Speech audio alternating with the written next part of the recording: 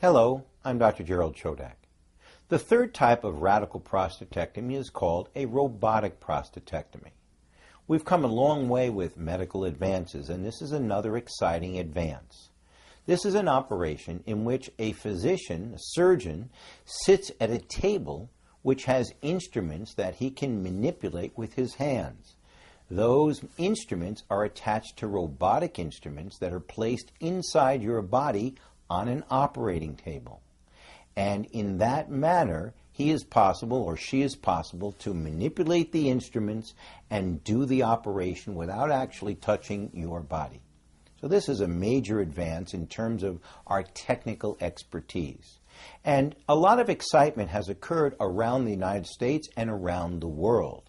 Many people are marketing this as the greatest advance, the only way to have your surgery because it's minimally invasive.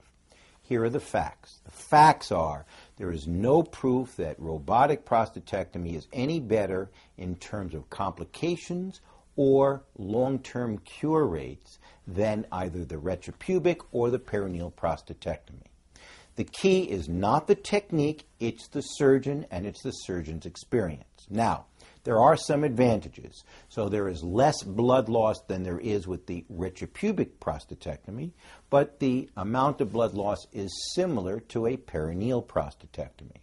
Likewise, the recovery period is similar to the perineal operation and perhaps a little bit shorter compared to the retropubic operation. In the end, you might end up playing golf a few weeks earlier if you have a robotic or perineal compared to a retropubic prostatectomy. Now, having said that, the complications that can occur with the robotic prostatectomy are potentially more serious. They're not more common than with the other techniques, but they are potentially more serious. It's possible to injure your bowel, whereas that is a highly unlikely complication with either a perineal or with the retropubic techniques. So the complications that occur may be worse, but the complication rates are not any higher. The long-term results, as I've said, are similar. Another thing to keep in mind when you're deciding what to do, or more importantly deciding who should do it, is that there's a very steep learning curve as surgeons acquire the ability to perform a robotic prostatectomy. Estimates are somewhere between 30 and 50 of these cases before getting pretty good at the procedure.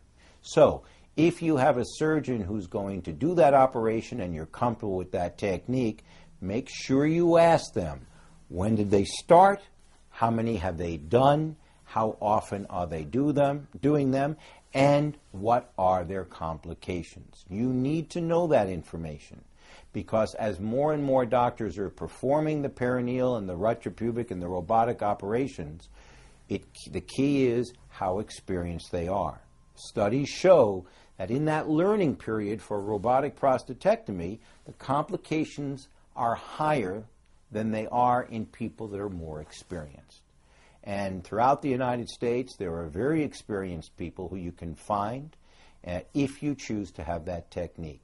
But the bottom line is there's no evidence it's better. There's no evidence it's worse.